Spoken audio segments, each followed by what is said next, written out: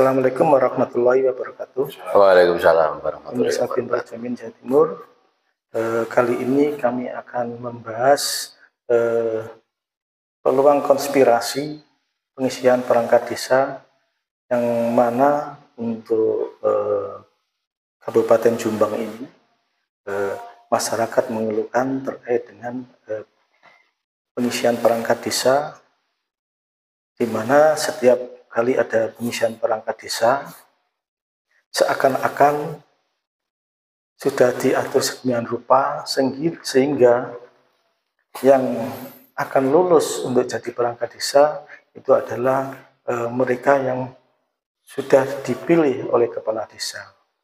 Nah, ini tentunya terkait persoalan ini sudah menyalahi ketentuan dan aturan perundang-undangan, ya Pak ya. Karena apa? Karena setiap warga negara itu sebenarnya punya hak yang sama untuk ikut serta mencalonkan sebagai perangkat desa. Tetapi pada kenyataannya masyarakat itu tidak ada peluang untuk menjadi perangkat desa ketika dia mencalonkan, kemudian ada konspirasi yang mana yang jadi mereka yang punya uang. Dalam tanda kutip, setiap ada pengisian perangkat desa, seakan-akan kepala desa itu peluang itu ada hak prerogatif kepala desa, seakan-akan seperti itu. Yang kemudian oleh kepala desa terjadilah jual beli perangkat desa, kan gitu. Nah, hal ini tentunya menyalahi perundang-undangan, Pak ya. Secara undang-undang hak masyarakat dibatasi, kan ya. Nah, ini persoalan tentunya kita akan mencoba untuk membahas persoalan ini. Nanti ini ada Pak Juju mungkin bisa memberikan suatu pendapatnya, kemudian Pak Kolik juga bisa memberikan pendapatnya terkait persoalan ini. Sebenarnya titik masalah di mana? Titik persoalannya di mana? Apakah ini kemudian akan dibiarkan begitu saja sehingga masyarakat juga akan dirugikan terkait dengan persoalan ini? Monggo Pak Juju nanti bisa memberikan suatu pendapatnya, apa yang harus dirubah terkait undang-undang itu. Ini karena ini ya Pak, ini juga menjadi persoalan bersama, terutama ini nanti juga harus menjadi persoalan pada bupati, karena undang-undang itu yang membuat adalah eksekutif dan legislatif ya. Ada perda, ada perbub, dan Pak Juju bisa memberikan suatu pendapatnya supaya masyarakat ini jelas. Matur nuwun Mas Wandi dan nyambutan Pak Kolik iki sing enom di sini ngomong. Gini, sesuatu yang menarik ketika tadi itu Mas Wandi mengatakan peluang konspirasi pengisian perangkat desa. Ada peluang di situ, ada kata konspirasi di situ, dan ada pengisian perangkat desa di situ. Artinya apa? Tiga kata ini kan sesuatu yang membunuh, ya, yang membunuh demokrasi. Ya kan? Ketika peluang konspirasi itu diciptakan dengan sendirinya, maka demokrasi itu terbunuh. Nah, dasar ngomong ini mungkin dalam konteks aktivitas saya selama ini di bidang kebudayaan, secara kultural, kalau ada peluang konspirasi, otomatis itu akan membunuh demokrasi. Itu yang terjadi di mana-mana. Dan dalam konteks Jombang, dalam konteks pengisian perangkat desa, ini sudah menjadi rahasia umum.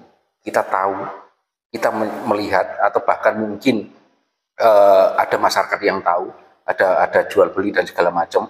Siapa yang punya duit maka dia yang jadi. Sebenarnya ini fakta yang ya harus jujur saya mengatakan itu sudah terjadi. Itu sudah terjadi dan itu sudah menjadi fakta di mana-mana.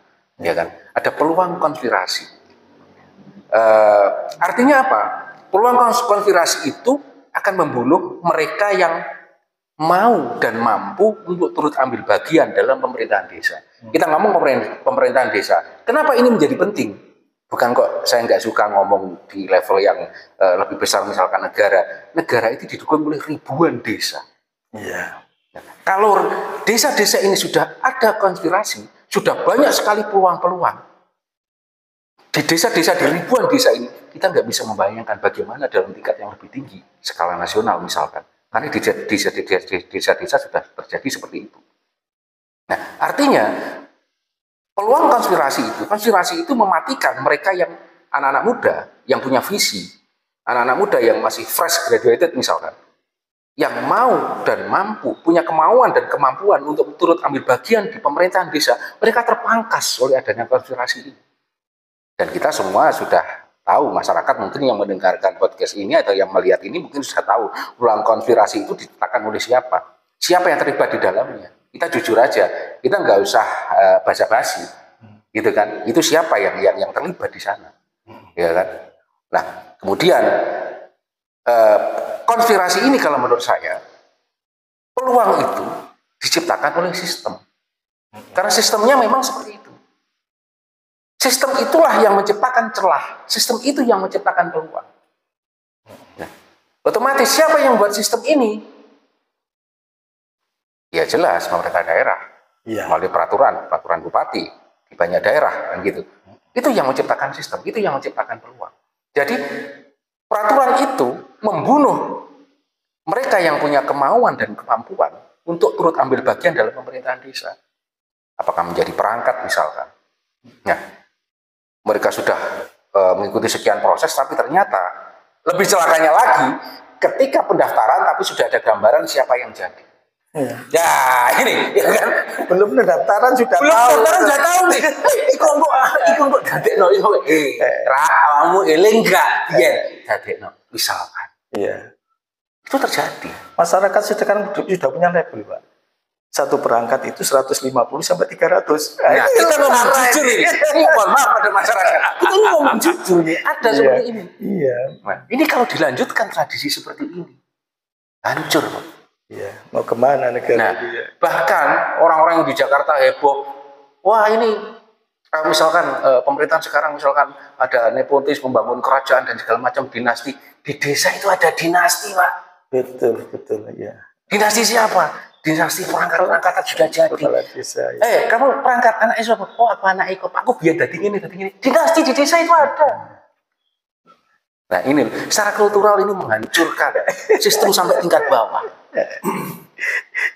Gitu, ini menarik sekali.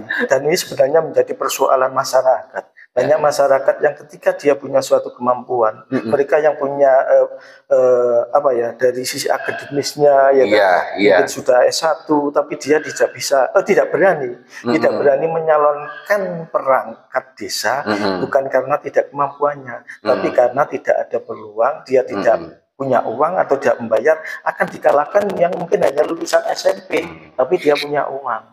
Nah, seakan-akan peluang ini adalah milik kepala desa. Ini repotnya. Dan ini juga benar dikatakan ini dibangun oleh konspirasi. Iya. Ada peranan daripada pemerintah daerah yang membuat perda. Ada peranan dari bupati yang membuat perbu. Jangan-jangan kemudian konspirasi ini semata-mata untuk dalam pemikirannya kesempatan ini supaya bisa ikut serta mendapat bagian. Ini yang disayangkan. Negara ini ditunggoni dewe itu. Celakanya lagi kalau panitia itu acting pura-pura dibuka. Wes terbuka untuk umum, tak clear pura-pura dibuka. Tapi di belakang meja, sini kang tadi jarno ae wong jadi daftar. Persoalan gini. Kalau panitia itu hanya formalitas. Kenapa? Panitia dihadapkan pada aturan-aturan, persyaratan-persyaratan cuma ini aja. Panitia sebenarnya di situ tidak ada peranan apa-apa. Dia hanya menerima pendaftaran. Selepas itu nggak ada peranan. Kenapa? Untuk ujian sekarang ini harus di Surabaya. Pemerintah daerah kerjasama dengan universitas perguruan tinggi tertentu. Jadi di sanalah calon itu langsung ujian. Tapi apakah di sini tidak ada kebocoran? Enggak mungkin. Iya. Terus apakah Jombang ini atau di tingkat desa lah, panitia tidak punya kemampuan untuk membuat soal? Oh, banyak yang mampu. Banyak mampu, nggak harus ke kabupaten yang punya. Kalau memang mau bersih-bersihan, lebih baik di desa panitia yang membuat. Kan gitu. Bersih nanti. Ketika membuat langsung karantina, Iya, kan gitu. iya. Kalau ini nggak bisa, Pak. Siapapun menurut kami ya, Iya, iya. siapapun yang mencalonkan, kemudian nilainya sebaik apapun, ketika ada nilai wawancara kepala desa yang menentukan siapa yang jadi, demokrasi sudah hancur, Pak. Sudah hancur. Sudah hancur. Karena di situ hanya apa? Itu tadi konspirasi itu. Ada konspirasi itu. Nah, untuk kira-kira untuk supaya persoalan ini bisa diperbaiki, solusinya seperti apa? Sehingga apa? Sehingga hak masyarakat secara umum nanti supaya bisa didapatkan. Ini bagaimana supaya kepala desa tidak bisa menjual, ya kan? Menjual peluang perangkat desa ini. Kira-kira bagaimana? Apakah perdanya itu yang harus direvisi atau bagaimana? Nah, ini penting, Pak. Nah, mungkin Pak Kolik, beliaunya juga pernah mantan anggota DPR, pasti banyak tahu tentang persoalan ini. Nah, ini Pak Kolik, ini persoalan yang sangat-sangat dirasakan oleh masyarakat terkait dengan perangkat desa ini. Masyarakat seakan-akan sudah tahu semuanya, bukan rahasia umum lagi. Bahwasanya peluang yang ada itu seakan-akan menjadi hak kepala desa, kan gitu. Seakan menjadi hak kepala desa sehingga ada peluang kepala desa untuk menjual beli jabatan tadi. Monggo Pak Kolik bisa memberikan solusi, harusnya bagaimana? Ya, sistem kita itu tidak mampu mengontrol kehidupan masyarakat. Tidak mampu mengontrol, malah membunuh. Ya, itu sistem kita. Nah, kenapa jadi begitu? Itu soal peran. Kalau sistem itu yang bikin adalah legislatif eksekutif, memang mereka sedang tidak melakukan perannya. Sehingga sistem ini dibuat, mohon maaf dalam tanda kutip, ngawur kan.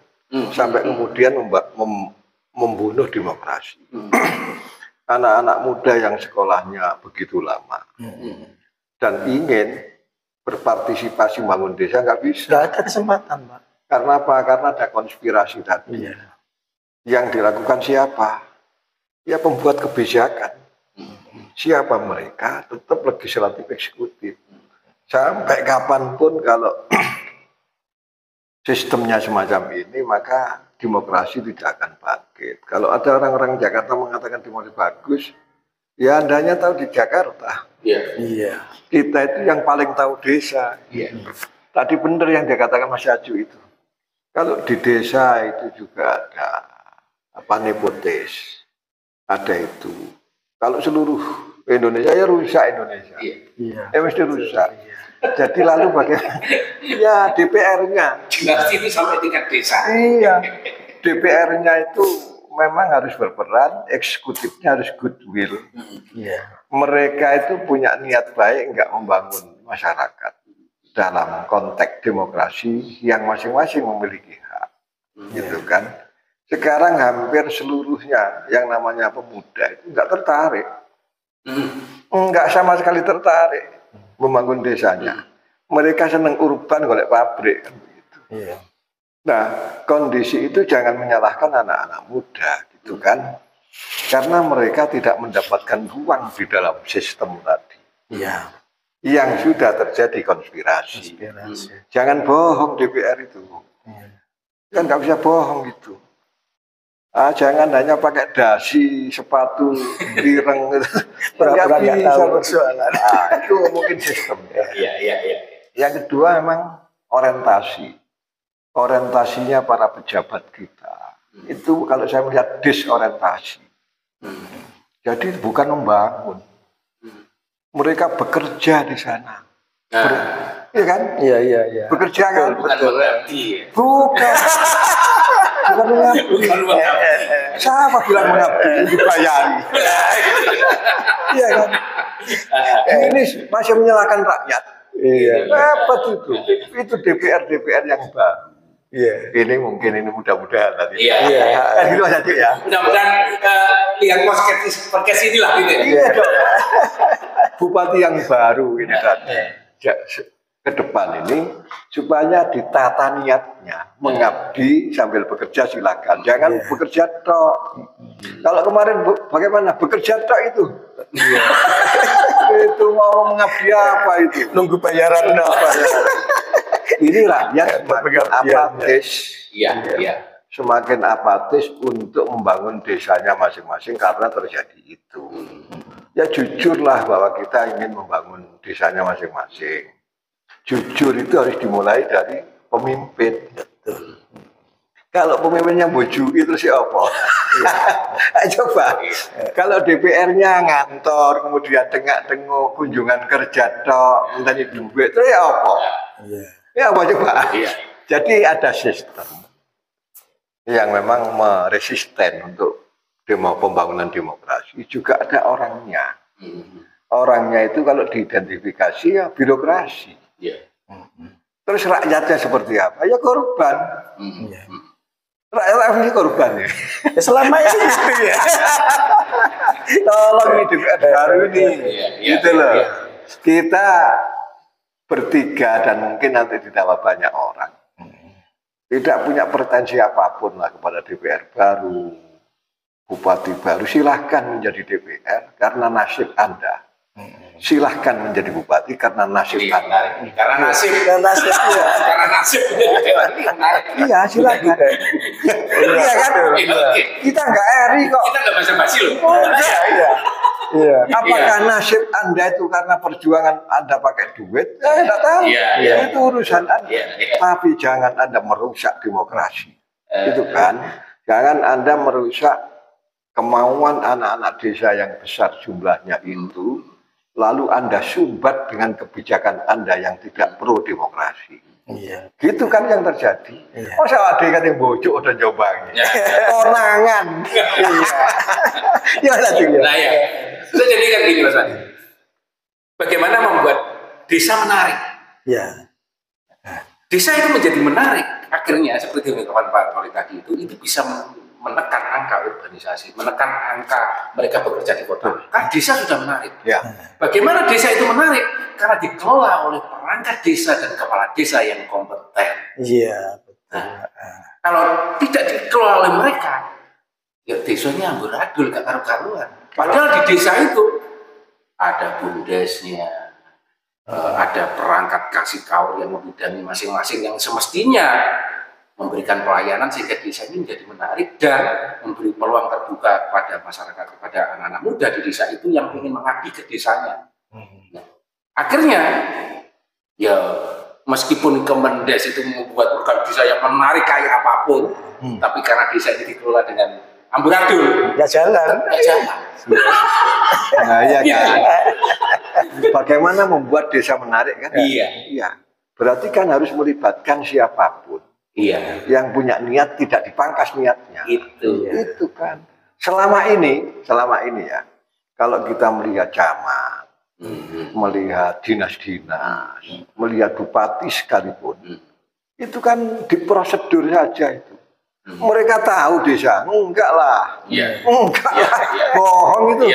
Kalau desa paling data-data, tapi Anda para birokrat tidak pernah tahu yang sesungguhnya. Akhirnya desa tidak menarik. Karena tidak menarik urban mereka.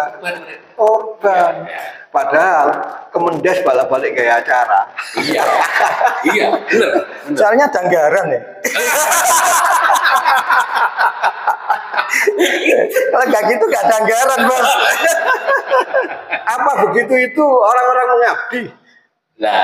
Coba, yang mati pada dirinya sendiri lah, iya kan? Karena anggaran ini supaya kembali ke dirinya, bukan ke masyarakat. Meskipun kita tahu itu nasib mereka, tapi karena punya nasib Anda semua itu jangan merusak demokrasi desa, jangan merusak keinginan-keinginan warga, jangan mematikan dengan sebuah sistem itu. Ini yang terjadi hampir di seluruh desa di Indonesia. Gak seneng nang desa ini. Bohong kalau Jakarta ngomong seneng-seneng apa? Membangun mindset senang pada desanya, bangga dengan desanya. Anak-anak muda mengabdi, mereka menciptakan peluang-peluang, disupport anggaran oleh desa. Banyak cara dilakukan untuk itu. Dana desa yang miliaran misalkan itu digunakan untuk mensupport anak-anak muda untuk kembali membangun potensinya, melalui baik itu potensi alamnya, potensi sudah didukung oleh badan usaha milik desanya. Itu luar biasa dan itu bisa terjadi. Bisa. Kalau perangkat dan kepala desanya Emang benar-benar orang yang Ya sak bupati ini. Iya. Terciptanya persoalan ini ada di desa itu karena pejabat yang di atasnya itu membuat undang-undang, baik itu perda, pergub dan sebagainya itu ada memberikan peluang kepada kepala desa untuk berpikir yang seperti ini. Jadi demokrasi sudah dipikirkan lagi. DPR juga pernah sih memikirkan demokrasi? Apakah pernah berpikir bagaimana desa ini, persoalan desa ini selesai? Saya yakin belum tentu. Tapi ya mudah-mudahan. Ya ada sih. Mudah-mudahan berikutnya ini baik DPR maupun bupati yang akan datang, kebetulan Jombang kan mau pemilihan bupati, DPR juga baru. Ini persoalan di masyarakat ini, perhatikan. Jangan hanya Anda duduk sebagai DPR, kemudian persoalan yang ada di desa berlarut-larut, ya tahu, terbiarkan, padahal itu melanggar demokrasi. Kemudian itu jelas-jelas masuk ranah pidana korupsi loh Pak. Ya beli perangkat desa kan masuk. Tapi ini nggak ada kepala desa yang takut Pak. Nggak ada. Memang konspirasi kan gitu. Iya. Nanti ujung-ujungnya nggak cukup bukti. Dan tindakan konspirasi itulah yang membuat kita tidak bangga dengan desa. Dan matilah demokrasi. Iya, karena konspirasi. Iya. Apakah masyarakat desa itu bodoh semua? Sebenarnya enggak. Kan gitu. Tapi apa gunanya kita teriak-teriak yang kemudian tidak dihiraukan oleh mereka? Dianggap orang gila kita teriak-teriak gitu. Kan gitu Pak ya. Ya mohon maaf. Sekarang itu Pak, anak pemuda di desa itu rata-rata S1 loh Pak. Oh iya. Apakah dia orang bodoh? Bukan. Kepala desa paling SMA. Banyak kan ya. Kemudian perangkat desa juga demikian, persyaratannya SMP juga cukup. Nah ini kan persoalan. Kenapa tidak dikasih kesempatan pada anak-anak muda yang punya kompetensi untuk itu, kompeten untuk itu, sehingga apa bisa membawa desa itu lebih maju, lebih baik dan sebagainya. Nah di sini kan kita ini bersuara Pak ya, kita bersuara itu berharap paling tidak DPR ya mau mendengarkan, kan ya, mau mendengarkan supaya bisa memperbaiki. Ya, kalau perlu direvisilah perda itu, hilanglah peluang konspirasi, kan gitu. Begitu tuh bupati, siapapun bupatinya kalau nggak mau merubah persoalan-persoalan hukum yang ada di desa, sama saja. Bupatinya siapa saja nggak ada perubahan. Tapi kalau bupati memang mau perubahan ke depan lebih baik, peduli kepada masyarakat, perbaikilah demokrasi. Ya, kemarin saya menyampaikan ke Gus Sentot, kebetulan DPR. Gus itu bangun anak-anak muda, jangan ngomong toh. Sebab bonus demografi. Anak-anak muda itu mendominasi jumlah penduduk. Anak yang usia 20-30 sekarang dilibatkan dalam proses pembangunan. Jangan ngomong toh. Kalau tidak, 5 tahun, 10 tahun akan menjadi beban kita. Gitu loh. Karena sudah apatis ya. Iya dong. Itu jangan gaya para birokrat itu. Ini anak-anak muda, bangun mereka cinta kepada desa, gitu kan? Jangan terus diakali dengan sistem yang tidak mengapresiasi teman-teman. Itu kan jangan begitu. Berarti persoalannya pada regulasi. Iya, regulasi. Iya, sistem kita. Ada aturan. Iya. Makanya nanti kita minta untuk perbaikan lah. Kita seperti kita semua ini nggak urus lah itu nasib Anda. Mudah-mudahan nasib Anda itu baik untuk semuanya, kan gitu kan. Itu nasib, kita nggak bisa, nggak setuju begitu nasib. Dikira itu apa rekayasa Anda, enggak, itu nasib dari Gusti Allah itu. Oh iya. Di antara sekian banyak carut-marut proses. Kemarin itu jaga sama jam 4 pagi gitu kan. Kalau masih pelek ya bisa. Iya, masih gak dijaga nanti. Iya, betul. Reformasi yang mengamanatkan 4 hal, 3 atau 5 hal itu, ekonomi, politik, hukum, misalnya, kemudian budaya, itu kan harus menjadi amanat semuanya, terutama birokrasi. kok hukum kita seperti ini? Katanya jual beli. Ya pasti. Iya kan?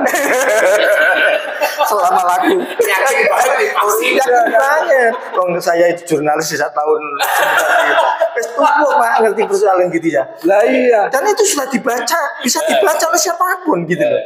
Cuma keterbatasan masyarakat untuk bersuara. Ya.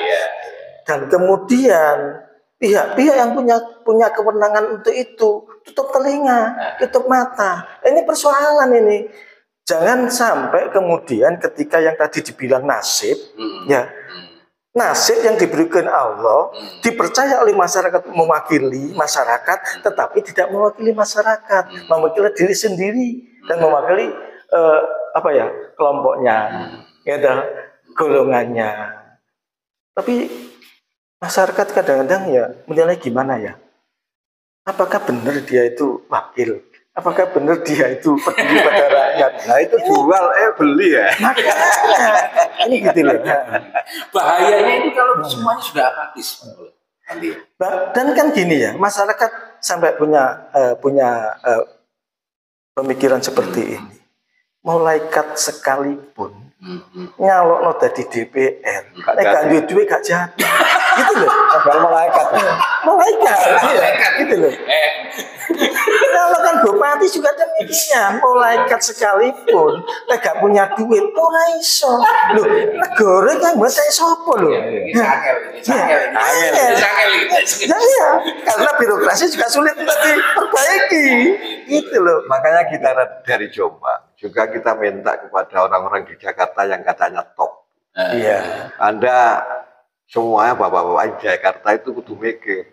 Reformasi ini 20 tahun lebih. Ya. Indonesia semakin baik tidak, itu kan. Jangan dikira orang Jombang nggak tahu, Pak. Oh tahu, Pak. Pak Presiden, Pak yang top-top itu loh. Orang yang top di Jakarta itu. Menteri Desa itu orang Jombang. Iya. Dulu. Siapapun, Pak. Tapi ada dinasti yang ada di desa. Menteri desa tapi banyak persoalan di desa. Nggak tahu dengan persoalan di desa. Oh iya. Paling kan bisa bicara kan gini, gitu ya. Kita akan wujudkan kemajuan desa 0. Ya, jangan sok jadi menteri lah. Iya. Dikira kita tidak tahu. Anda mengabdi kepada negara, nanti dulu lah. Gimana? Kan berpikir, mungkin ya tak mungkin. Apa mulu dadi opo? Kan gitu. Nek wong DPR yo yen kamu dadi opo? Nek kamu pinter kenapa gak semua pilih dadi DPR? Ya kan kadang-kadang seperti itu, padahal kadang-kadang belum tentu. Mungkin wong pinter awake dhewe gak iso. Saya sepakat dengan nasib. Itu mau kan nasib. Ya. Nasib betul nasib. Mungkin kembali pada desa tadi. Bahwa ternyata jual beli yang ada di desa itu pemicu atau utamanya karena regulasi, karena aturan yang memang sengaja dalam tanda kutip diciptakan untuk banyak sekali celah. Contohnya ujian di Surabaya. Di Mas Wandi bilang misalkan CAT nang Surabaya. Lah apa kudu nang Surabaya gitu. Apa sak kabupaten gene sing iso ujian tulis? Karena sing pinter. Apa tokoh-tokoh di desa itu? Kenapa? Wong sing kate ujian nang Surabaya gak kurung mongko ya dadi kepala dusun, gak kurung mongko ya dadi kasih kawan butet sak desa iki. Ujian Surabaya kata. Kalau yang membuat orang-orang kita katakan panitia dan sebagainya, nggak ada konspirasi. itu persoalannya. Iya toh. Jadi konspirasi itu memang harus diciptakan gitu. Diciptakan supaya ada apa? Ada apa-apanya. Ada apa-apanya kan gitu. Kalau kita tahu ini, ya gemes sekali kita ini masyarakat harus tahu bahwa memang asuransi itu nyata. Dan kita ingin anak-anak muda mulai bangkit. Anak-anak muda harus itu. Mereka harus ambil bagian. Sebab kita khawatir 10 tahun, 20 tahun ke depan beban. Iya. Ketika anak-anak muda tidak mendapatkan distribusi ilmunya untuk perhatian terhadap desanya, mereka kan liar itu, apatis. Kalau sudah apatis, apa demokratis itu? Enggak lah. Jadi birokrasi, pemimpin-pemimpin daerah itu memang harus membangun, mendorong mereka untuk lebih mencintai desa. Jangan dirusak dengan regulasi itu. Jangan diremehkan anak-anak muda itu. Jangan dianggap bodoh anak-anak muda itu. Masa sing salah rakyat kira-kira. Ya rakyat jadikan objek aja Pak. Nah, iya kan berarti pemimpin kita yang mau itu. Pemimpin mulai kepala desa sampai presiden. Setiap aturan yang kita pahami selama ini itu ya ada celah-celah untuk konspirasi. Ini persoalan. Kayak misalkan ini di Perhub Jombang ini, saya sedikit tahu, maaf dikoreksi kalau keliru kan. Ada perubahan yang dari 2017, 2018 pada akhirnya 2018 Perhub tentang tata cara pengisian perangkat desa. Itu sekian banyak perubahan. Perubahan itu berhenti pada pasal 19 ingat saya. Kalau dikoreksi kalau keliru. Pasal 20 berkaitan dengan peran camat di sini. Untuk memberikan rekomendasi setelah lulus ujian itu tetap nggak diubah. Ayo, lalu apa camat merekomendasi? Pentingnya apa? Gitu. Terus apa gunanya ujian? Apa gunanya ujian? Ujian rekomendasi. Kalau ada rekomendasi, saya ujian nilai saya 100. Enggak 100 lah, 99. Tapi karena saya camat merekomendasikan yang nilainya 60. Jadilah yang 60 jadi. Nah, ini, makanya ini fakta. Yang jadi pertanyaan itu kan apa tujuannya harus ada rekomendasi? Sementara tanpa rekomendasi pun ya tetap jadi kalau nilainya. Kalau prestasinya pada kemampuan. Dan persoalan lagi Pak, di dalam ketentuan aturan yang ada baik Perda maupun Perbup itu terkait dengan nilai. Nilai ujiannya berapa? Di situ juga ada peluang nilai wawancara kepala desa. Inilah yang bisa dijadikan untuk jual beli dan itu. Ini yang harus dirubah, Pak. Harus dirubah, itu loh.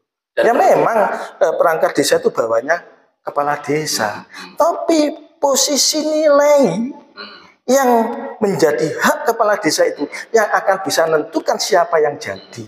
Walaupun ada calon yang nilainya tertinggi bisa dikalahkan dengan nilainya kepala desa. Ini itu loh Pak. Anakku dadekno ya aku biyen dadi begini tak ewangi aku 30 tahun. Gitu. Pesanan. Nah, pesanan berarti ada apa-apanya. Iya, makanya. Ya itu sebabnya berarti gini kan, bahwa selain mematikan demokrasi, kemudian sistem tadi itu, memang tidak ada niat baik dari pemegang kekuasaan, yang di dalamnya ada konspirasi itu. Lalu bagaimana solusinya? Ya memang harus diubah. Regulasi itu. Iya harus diubah itu. DPR yang baru itu memang dia harus punya niat itu, jangan pada duit. Malah duit awake wingi. Ya salahmu dhewe lah. Salahmu dhewe. Duit itu terus ngomong, rakyat begini, rakyat gak begitu kok. Anda yang ngajari. Itu sebab ada sebab musabab. Rakyat itu dulu pernah saya katakan rakyat itu manut. Ketika pemimpin itu bisa dinut, gitu kan. Tradisi rakyat itu pasti nganut, pasti itu. Ketika nggak manut, pasti ada persoalan di mana? Di pemimpin. Kan mesti begitu. Itu karakter kita itu. Itu manut pada ini istilah kaulo. Iya kan. Rakyat itu kaulo. Apa jadi pimpinannya? Nah, problemnya sekarang itu sulit kita mencari pemimpin yang patut dikawuloi. Sulit kan? Iya, sulit. Sulit mencari pemimpin yang bisa dikawuloi. Sulit, betul. Ya memang sulit. Aturan undang-undang yang sudah dibuat oleh mereka jadi langgar sendiri. Undang-undang dibuat banyak celah. Bagaimana? Masyarakat ini jadikan objek aja selama ini kan gitu. Masyarakat jadikan objek. Jadi sistem pertama regulasi, yang kedua sulit mencari pemimpin yang dikawuloi. Yang regulasi sudah diubah, kemudian ada komitmen untuk menjalankan apa yang sudah diubah. Itu soal integritas. Integritas. Kawulo yang pemimpin yang dikawuloi bisa dinut. Nah yang ketiga itu kadang mental para politisi itu kan mental kalkulasi. Gak mental korup dah. Kalkulator.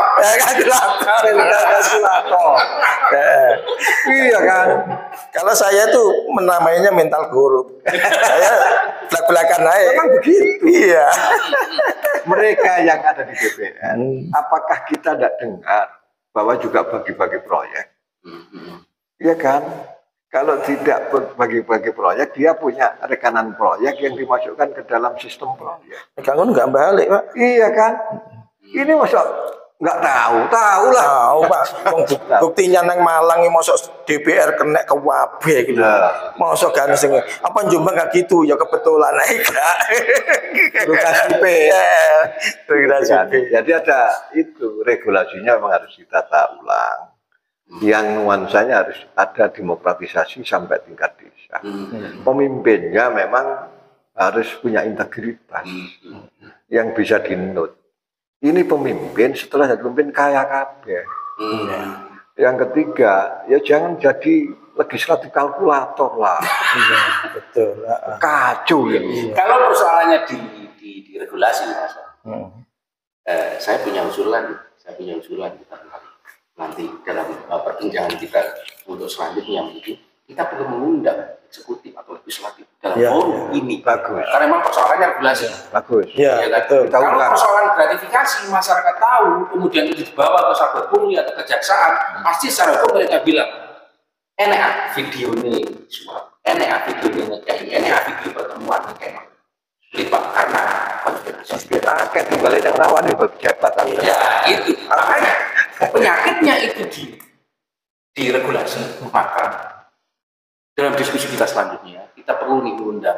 Ya. Kita perlu ngajak eksekutif legislatif di forum seperti ini kita ajak ingin agar peluang transaksi dalam pengisian perangkat desa ini bisa diminimalisir. Dan memang itu jadi tujuannya. Tujuan kita ini berbicara seperti ini mengkritisi mereka yang punya jabatan, mereka yang punya peluang untuk menjadi pemimpin. Itu tujuannya untuk memperbaiki. Kita bukan mengkritisi karena sakit hati, tapi kita ingin mengajak supaya pemimpin berikutnya ini yang saat ini dikasih kesempatan itu bisa memperbaiki diri. Nah, suara kita ini dengarkan. Nah, ini nantinya supaya Anda tahu.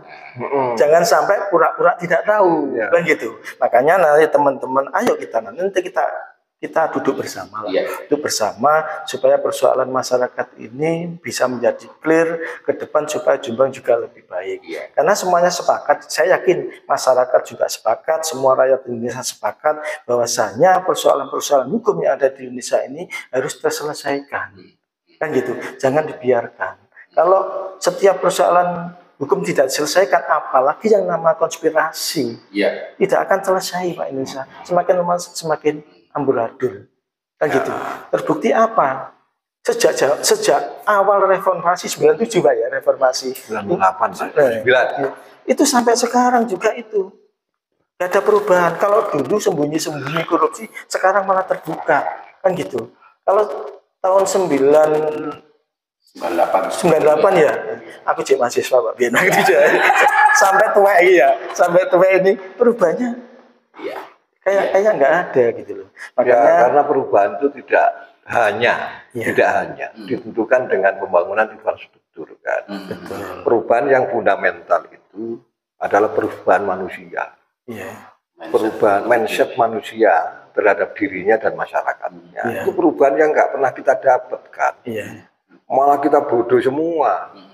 Di desa-desa itu orang akhirnya menjadi bodoh atau dibodohkan. Dibodohkan Pak, bukan yang kedua itu saya sepakat. Dibodohkan. Nggak ada kan sejak 99 sampai sekarang. Kalau ada kemudian maju itu setidak-tidaknya terukur pada anak-anak muda itu punya partisipasi. Itu setidaknya itu. Indikatornya itu. Iya dong. Nah, sekarang kan sebaliknya, a priori gagal kan membangun demokrasi partisipatorisnya gagal. Karena mereka a priori. Gitu ngomongnya sudah berhasil apa? Ini bonus demografi yang 50%, 57 lah. Jumlahnya kalau nasional sekitar 170 juta. Itu bonus demografi. Kalau pemerintahnya Pak Prabowo tidak hati-hati terhadap anak-anak muda, milenial Gen Z, ini kan problem 5 tahun ke depan. Mereka yang sekarang 20-25, kemudian 20-30-35, mereka tahu apa? Iya, betul. Kalau Pak Prabowo atau pemerintah di jajaran berikutnya saya bawah, tidak ngerti itu, memainkan peran anak-anak muda. Beban Pak ke depan. Tapi saya juga Beban itu. tertarik dengan apa ya? Benar atau tidaknya kita juga belum tahu. Untuk memperbaiki Indonesia ini yang berkaitan dengan koruptor, gitu. Ini memang sulit, Pak, sulit. Karena koruptor di Indonesia ini ibaratnya penyakit kronis, kan gitu. Benar-benar kronis, Pak. Contohnya apa? Dulu ketika pemerintah menganggarkan untuk pembangunan di desa, zaman stimulan hanya 30 juta. Itu stimulan saya itu awal, gitu. Awal pemerintah memberikan anggaran dari pusat untuk desa, untuk pembangunan. Itu berjalan kok. Kemudian untuk mempercepat pembangunan, kemudian dibuatlah DD yang sampai miliaran. Sekarang apa yang terjadi? Koruptor terbesar di Indonesia sekarang ada di desa. Ya tadi kan apa? Karena sistem. Contoh undang-undang desa yang 2016. Itu berapa tahun sampai sekarang? BUMDes itu berapa tahun sampai sekarang? BUMDes itu 20% dari DD. Itu apa hasilnya? Ini yang salah undang-undangnya atau salah orangnya? Ya undang-undang ya orangnya. Undang-undang desa harus punya BUMDes. Ada, ya betul. Tapi terlalu banyak BUMDes yang dikucurkan habis. Kan gini ya, BUMDes itu tujuannya kan supaya masyarakat di desa ini yang punya apa ya, punya kemampuan untuk usaha dan sebagainya bisa berkembang, UMKM lah bisa berkembang. Tapi pada kenyataannya persentasenya kecil sekali ya untuk peranannya di desa. Banyak masyarakat itu hanya tahu namanya BUMDes itu. Kenapa kira-kira? Ini yang perlu. Sebabnya ya mulai dari pemerintah daerah yang berkompeten untuk membina BUMDes itu tidak serius. Kalau dulu alasannya dana, sekarang ada. Ya kan? Berarti kan pembinaan yang nggak bisa. Ada loh penyertaan dana desa. Ada. Tapi perkembangannya yang kontrolnya. Ini problem orang tua, pemimpin yang susah kita anut tadi, pemimpin daerah sampai mana, itu regulasinya begitu kan, sehingga pendampingan bagaimana BUMDes menjadi salah satu sokok guru ekonomi desa nggak jalan, jangan tipu-tipu pemerintah itu. Nggak bisa. Padahal BUMDes itu adalah salah satu indikator yang membuat desa itu menarik. Betul. Nah itu tadi kan. Bikin memang di situ tujuannya. Tapi nggak sampai-sampai. Karena diisi oleh pemimpin dan perangkat yang transaksional itu kan. Nggak punya integritas itu. Ujung-ujungnya kepentingan belum. Begitu itu masih ngomong berjuang. Top kan, mengabdi katanya. Belanda mengabdi selama ada DPR yang sudah 5 periode, 4 periode. Mengabdi apa? Anda itu di sana kerja, jangan main-main kalau ngomong. Dikira kita tidak tahu. Yang 3 periode, 4 periode kan ada. Mengabdi kok terus desa sih kayak ngomong. Mengabdi itu diri. Pedok juga iya. Ini kan ya bukan mengabdi, memang gajinya gede. Mencari gaji. Oke, itu memang nasib Anda. Tapi Anda semua jangan tipu-tipu. Rakyat ini punya hak. Kalau sudah anak-anak muda bergerak, Anda mesti kewalahan kan. Begini ini kita tidak provokasi rakyat, mendudukkan problem bagaimana rakyat punya partisipasi, gitu kan? Jangan kita membuat banyolan, katakan ini banyolan, lalu a priori terhadap Banyolan ini karena mungkin nggak cocok dengan kepentingan. Ya jangan gitulah. Karena Anda punya Jombang, kita juga punya Jombang. Pak Jokowi, Pak Prabowo punya Indonesia, kita punya. Masa Indonesiamu? Iya. Toh. Ya kalau gitu ganti ya Indonesia rasa tanah airmu. Desa kita boleh beda, tapi keinginan untuk berada pada desa yang terkelola dengan bagus itu keinginan semuanya. Nah, iya kan. Lah dipikir nggonmu tok. Justru kedudukan tertinggi adalah rakyat, Pak. Ya, makanya nanti forum semacam ini, bener tadi. Kita ngundang pihak-pihak yang berkompeten untuk membangun rakyat. Kita undanglah dengan tujuan itu tadi memperbaiki. Nah, sudahlah, kita nggak akan nyenggol nasib Anda semua. Tapi bahwa Anda semua punya kewajiban membangun rakyat. Ya. Kemudian mulailah dari desa. Ya. Mulailah untuk meminimalisir, menyempitkan atau bahkan kalau bisa menghilangkan peluang konspirasi jabatan yang ada di desa. Dimulai dari situ. Ya, ini dan parah betul. Dan siapa itu si berpungli, berpungli itu harus bekerja itu, jangan ngomong tok itu. Ya. Susah kalau begitu. Kalau ngomong tok kan saya bisa itu. Iya. Kalau enggak, iya kan? Kalau enggak tahu banyaknya pungli di Jombang, tanya. Tak kasih tahu. Soal desa ya. Mungkin ke depannya kita bisa ngomong persoalan pendidikan, persoalan kesehatan, persoalan banyak nanti kita itu ya. Yang jelas gini. Terima kasih waktunya pada teman-teman. Kita membahas persoalan-persoalan ini yang ada di Jombang maupun secara nasional. Itu adalah bentuk kewajiban kita selaku masyarakat ya, selaku masyarakat. Di situ ada keterbukaan informasi publik. Kita punya hak ya, punya hak untuk ikut serta memperbaiki yang kurang baik. Persoalan hukum yang ada di Jombang.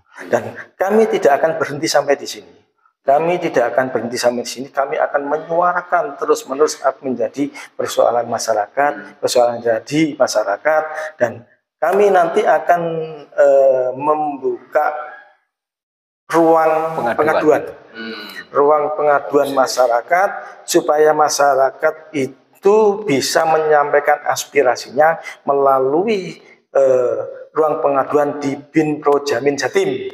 Kebetulan kami Ketua BIN Projamin Jatim akan menyuarakan kepentingan masyarakat, memperbaiki persoalan-persoalan yang ada di masyarakat, dan kepada pejabat pemerintahan yang dikasih kesempatan oleh masyarakat, baik itu DPR maupun eksekutif atau yudikatif, marilah kita perbaiki bersama demi kepentingan bersama. Jangan kemudian masyarakat selama ini jadi objek kepentingan gitu.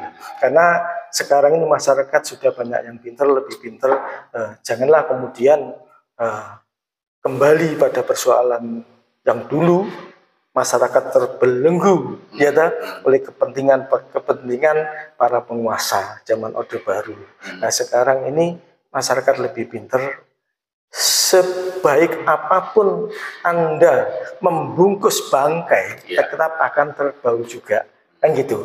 Sebaik apapun Anda berusaha untuk menutup-nutupi, pasti masyarakat tahu juga. Saya kira untuk podcast hari ini sampai di sini dulu. Kita lanjutkan pada minggu berikutnya. Dan kita dari BIN Projamin akan menyuarakan terus kepentingan masyarakat. Mudah-mudahan bermanfaat untuk masyarakat secara menyeluruh, dan mudah-mudahan apa yang menjadi persoalan-persoalan di masyarakat bisa terselesaikan dan ada solusinya. Dari kami BIN Projamin mengucapkan terima kasih. Wassalamualaikum warahmatullahi wabarakatuh. Assalamualaikum warahmatullahi wabarakatuh.